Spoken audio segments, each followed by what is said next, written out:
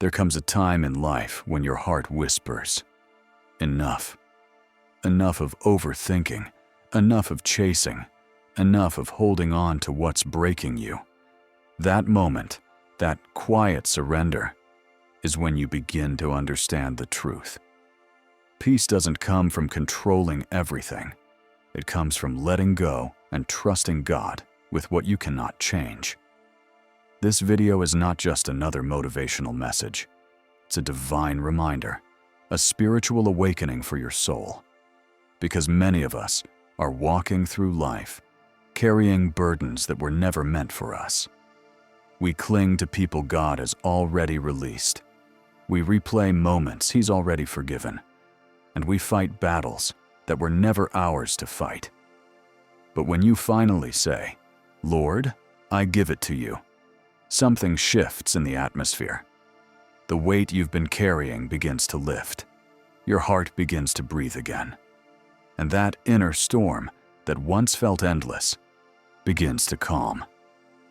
So, in this video, we're going to talk about peace, not the kind the world gives, but the kind God plants deep inside your spirit. A peace that passes understanding, a peace that doesn't depend on circumstances, a peace that blooms in the middle of chaos.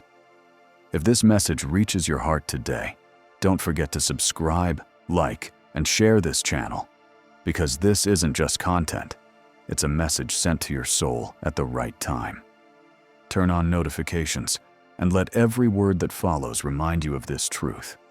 When you finally let go, when you stop fighting what God has already finished, everything changes. Chapter 1. The Power of Surrender. There's a strength that is born only when you surrender, not the surrender that means defeat, but the surrender that means faith.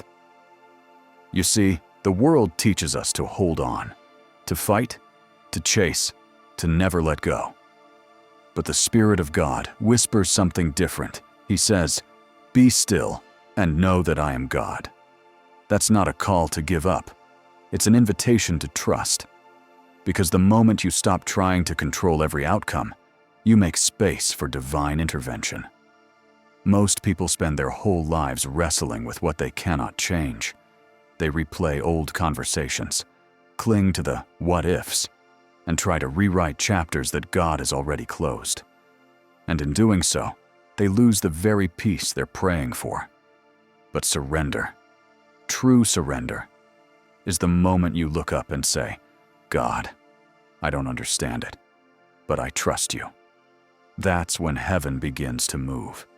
Because peace doesn't come from knowing the plan. Peace comes from knowing the planner. When you surrender, you step out of your own strength and into God's. And suddenly, the things that used to shake you, the things that used to keep you awake at night, no longer have the same power over you. Because now, you've placed them in God's hands.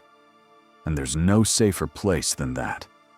You begin to realize that the pain you resisted was actually the process that refined you. You see that the closed door you cried over was God's protection, not rejection. And you start to see peace not as a feeling, but as a decision. The decision to stop carrying what God already told you to lay down. Isaiah 26:3 says, "You will keep in perfect peace those whose minds are steadfast, because they trust in you." That means peace doesn't depend on your situation. It depends on your surrender. So if your soul feels heavy, if your mind feels restless, if your heart feels broken, then maybe it's time to stop fighting and start surrendering. Because when you finally let go, you make room for God to do what only He can do. You stop trying to control life and start allowing life to flow through the hands of the Creator. And in that surrender, you find peace. Chapter 2. They never tolerate negativity that corrupts their spirit. There comes a moment in every spiritually mature person's life when they realize not every voice deserves to be heard, and not every environment deserves to be entered. Because what surrounds you slowly begins to shape you. Negativity doesn't always come in loud, obvious forms. Sometimes it hides in harmless jokes that belittle your faith, in conversations soaked in jealousy, or in the quiet whispers that tell you to give up. But the spiritually mature have learned, protecting their peace is not selfish, it's sacred. They understand what Proverbs 4:23 means when it says, "Above all else, guard your heart, for everything you do flows from it." They don't tolerate gossip, complaints, or conversations that drain their spiritual energy. Instead, they rise above the noise. They've learned that peace is not found in perfect circumstances, but in a protected spirit. The energy you allow becomes the life you live. You can't walk in light while entertaining darkness. You can't ask for God's blessings while feeding your soul with bitterness. Spiritually mature people understand this truth deeply. They're selective about what they hear, watch, and engage in. They don't spend time proving themselves to people who are committed to misunderstanding them. They don't allow toxic energy to have permanent access to a sacred soul. They know that not every battle is theirs to fight, and not every opinion deserves a response. As they grow in wisdom, they start to notice something divine. God removes certain people not to punish them, but to protect them. And instead of resisting that pruning process, they surrender to it. They trust that every loss of negativity is a gain in peace. Every ending is an opening for grace. A short biblical reflection. Think about Nehemiah rebuilding the walls of Jerusalem. When his enemies tried to distract him, mocking his work, Nehemiah simply replied, "I am doing a great work, and I cannot come down." Nehemiah 6:3. Spiritually mature people live by that same conviction. They refuse to come down to the level of negativity. They don't engage in drama, jealousy, or hate. They rise higher, focused on the mission God gave them. The transformation within negativity used to offend them. Now it teaches them patience. Toxic words used to wound them. Now they remind them who they've outgrown. They've learned to smile in silence, to walk away gracefully, and to protect their energy like a treasure guarded by faith. Because the truth is, you cannot walk in divine peace while living in constant exposure to poison. So they cut ties, not in anger, but in wisdom. They say less, pray more, and let God fight their unseen battles. And with every step away from negativity, they move closer to peace, purpose, and spiritual freedom. Remember, your peace is a divine gift. Guard it fiercely. Your energy is sacred. Protect it intentionally. Your growth is holy. Don't apologize for it. Chapter 3. When you release, you rise. There's something holy about release. Something powerful about letting go of what once held you down. The pain, the disappointment, the guilt, the fear. Because every time you release, you rise a little higher. You see, release is not about forgetting. It's about freeing yourself from what was never meant to define you. It's about saying, yes, it happened, but it no longer controls me. It's the decision to stop living in the past and start walking in the promise of the present. When you release, you stop giving yesterday permission to rob you of your peace today. You stop chasing closure that only God can give. And you stop fighting to understand things that were meant to shape you, not break you. Because every loss has a lesson. Every ending has an awakening. Every broken piece is part of the masterpiece God is creating in you. Sometimes we hold on because we're afraid of the unknown, afraid to start over, afraid to admit that the season we prayed for is now over. But what if the thing you're afraid to release is the very thing holding you back from rising? God cannot fill your hands if they're already full of what He's asking you to let go of. You cannot soar with the same weight you cried to be free from. And you cannot move forward if you're still staring at the door that closed. It's time to rise, Release the people who walked away, not with bitterness, but with blessing. Release the pain that still echoes in your heart, not by forgetting, but by forgiving. Release the versions of yourself that no longer fit the person you are becoming. Because when you release, something begins to shift. You start to feel lighter, your heart starts to open, and your spirit begins to rise. You rise into a peace that's not dependent on people. You rise into a strength that doesn't come from this world.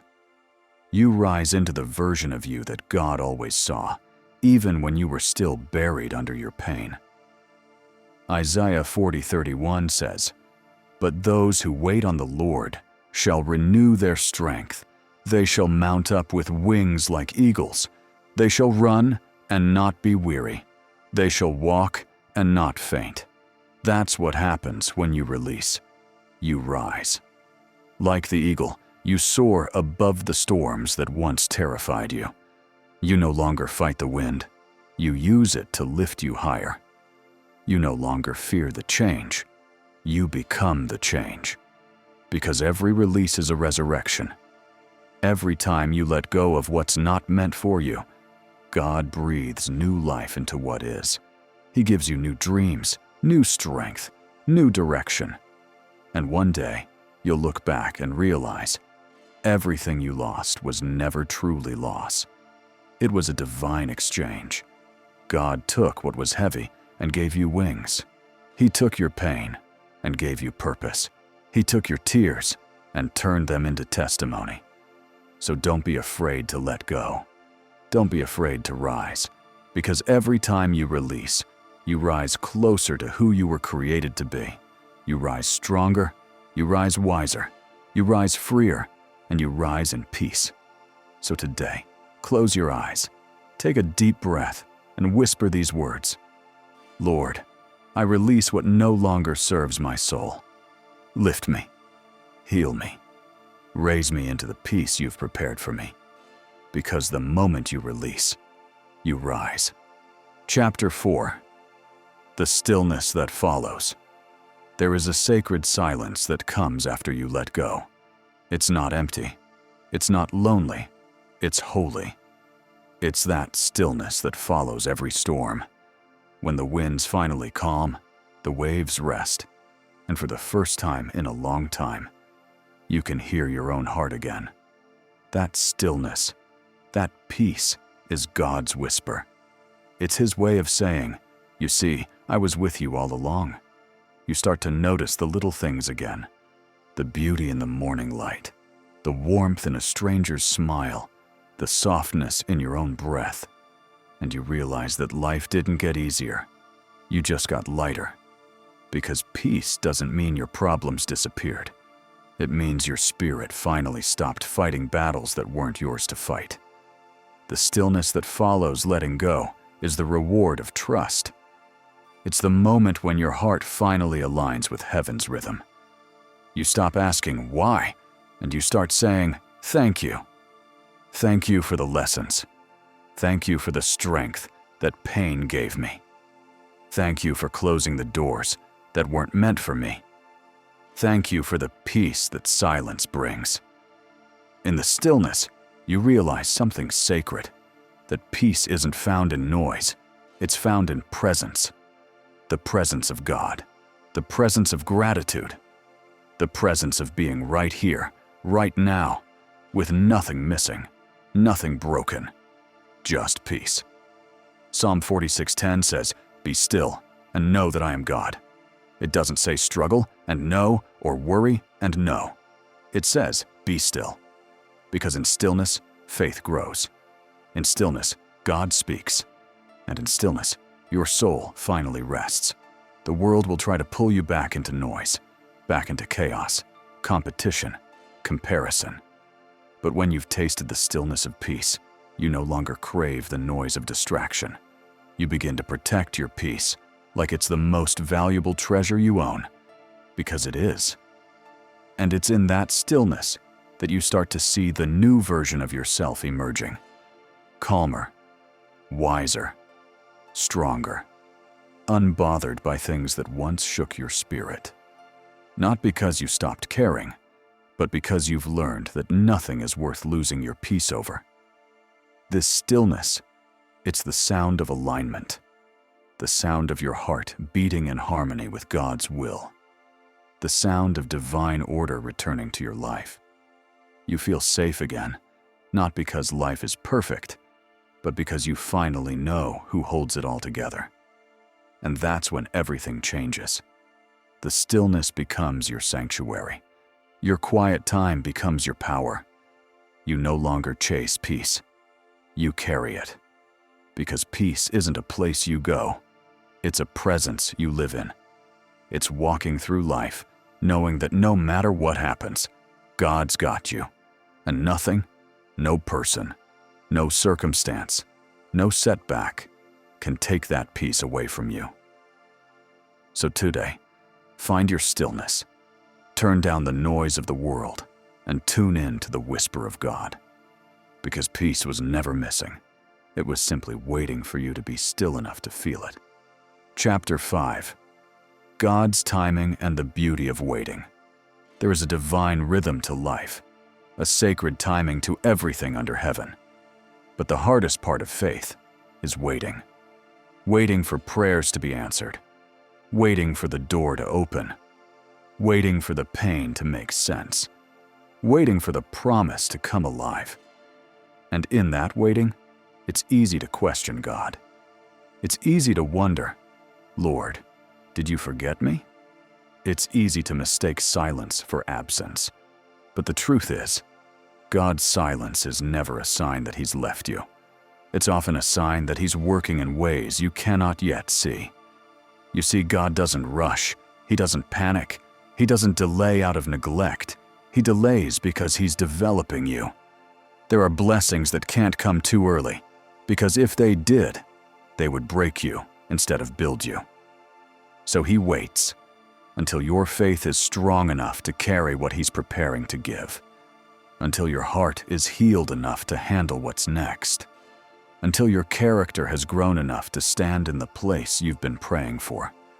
Ecclesiastes 3:11 says, He has made everything beautiful in its time. Not your time, not their time, His time. And the beauty of God's timing is that when it finally happens, it happens effortlessly. No forcing, no chasing, no struggling, just alignment. Doors open that no one can shut. Opportunities appear that no one can take. And what once felt delayed suddenly feels right on schedule. Because when you wait on God, you never arrive late. You arrive prepared. The waiting season is not wasted. It's where God refines your patience, teaches your heart to trust, and reveals the strength you didn't know you had. Every unanswered prayer is molding your spirit. Every quiet season is maturing your faith. And every delay is protection in disguise. You see, sometimes God's "not yet" is more merciful than His "yes," because He knows what you're ready for and what would destroy you if it came too soon. He knows that premature blessings become heavy burdens. So instead, He says, wait. Not because He's forgotten, but because He's faithful. Isaiah 60:22 says, When the time is right, I, the Lord, will make it happen. Those words carry a promise, a divine assurance that what's meant for you cannot miss you.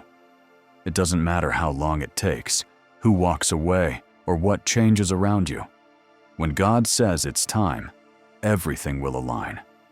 So don't grow weary in the waiting.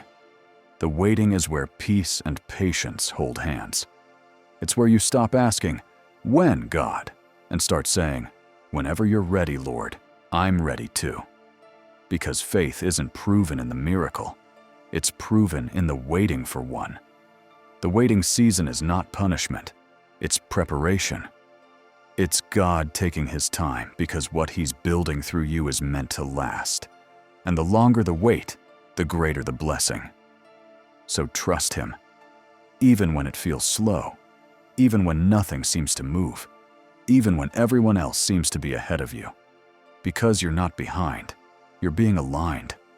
And one day, when it all unfolds, you'll realize why the waiting had to happen.